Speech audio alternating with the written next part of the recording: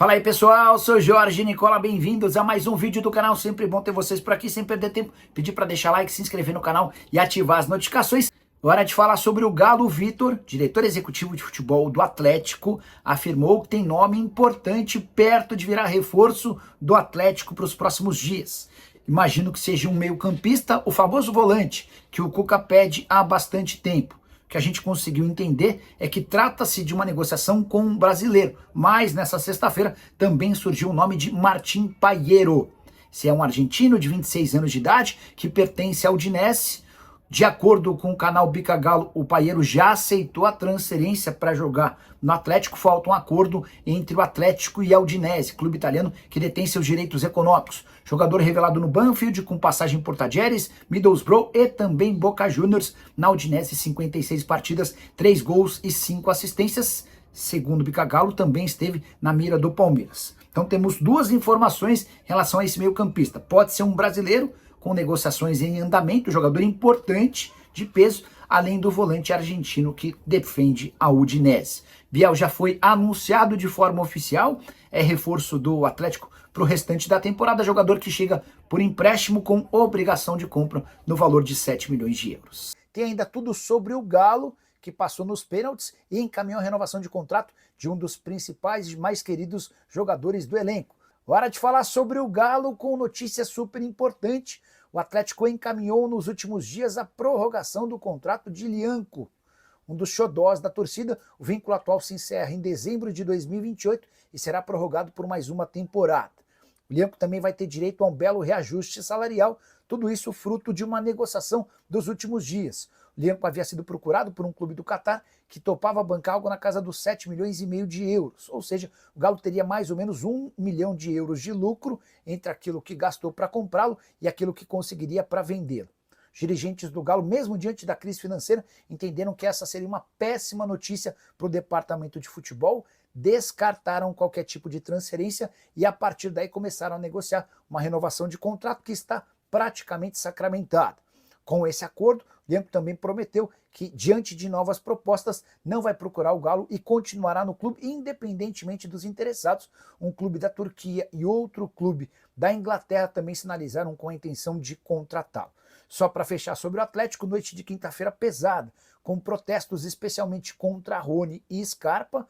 O Atlético perdeu no tempo normal para o Bucaramanga por 1-0, mas nos pênaltis conseguiu a vitória por 3-1, tendo como grande herói o goleiro Everson. Ele pegou 2 pênaltis, um terceiro ele não pegou, mas a bola foi para fora e o Everson ainda apareceu para finalizar o pênalti definitivo que garantiu a classificação do Atlético para as oitavas de final da Sul-Americana e, por consequência, 3 milhões e 300 mil reais na conta.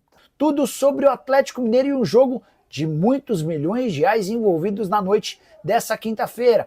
Hora de falar sobre o Clube Atlético Mineiro. O Galo faz jogo de 3 milhões e 300 mil reais contra o Atlético Bucaramanga às 9h30 da noite dessa quinta-feira, jogo que vale a passagem para as oitavas de final da Sul-Americana, e esses 3 milhões e 300 são justamente o prêmio pago pela Conmebol aos times que estiverem entre as equipes nas oitavas de final.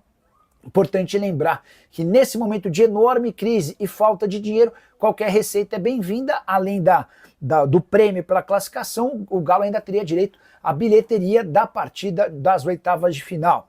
Importante dizer ainda que o Atlético venceu na Colômbia por 1-0, joga por um empate ou por qualquer vitória para assegurar a classificação. Alan Franco expulso e Arana machucado são desfalques. O provável Atlético deve ter Everson no gol, Natanael, Lianco, Júnior Alonso e Caio Paulista, Gabriel Menino, Igor Gomes e Scarpa, Dudu, Rony e Hulk.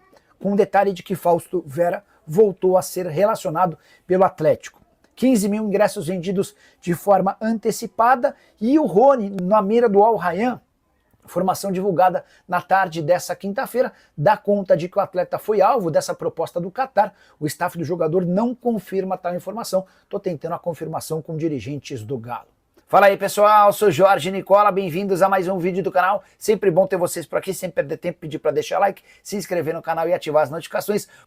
Bora falar agora sobre a multa rescisória de Rony, informação exclusiva e super importante nesse contexto envolvendo o Galo. Rony foi o único jogador do elenco atleticano que processou o Atlético, pedindo a rescisão do contrato por conta de atraso no fundo de garantia. certo? Pois bem, ele voltou atrás nessa decisão depois da promessa de que o Atlético pagaria todas as dívidas. Ainda não o fez, pagando apenas uma parte. E aqui vem a informação importante. A multa rescisória do Rony para clubes do exterior é de apenas 6 milhões e meio de dólares. Esse valor equivale àquilo que o Galo gastou para comprá-lo do Palmeiras. E dá para dizer que essa compra já foi feita, até porque os 6 milhões e meio de dólares foram abatidos no valor que o Atlético teria a receber do Palmeiras pela transferência do Paulinho.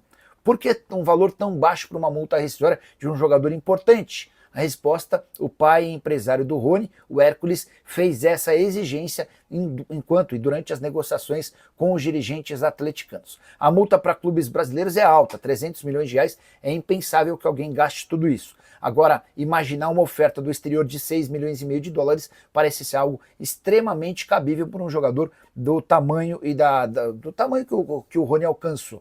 Só para completar, Rony deve ser titular na partida contra o Atlético Bucaramanga nessa quinta-feira, valendo classificação para as oitavas de final da Copa Sul-Americana. Resta saber como é que vai ser a relação do Rony com o torcedor, ou melhor, do torcedor com o Rony, depois da decisão do Rony de levar o Galo para os tribunais. Jogador cujo contrato só se encerra em 2027, cheguei a contar para vocês que se ele fosse adiante nesse processo e vencesse o Galo, o Atlético teria a necessidade de indenizá-lo em mais ou menos 55 milhões de reais. Curtiu o vídeo? Não esquece de deixar like, de se inscrever no canal. A gente se encontra assim que surgir notícia.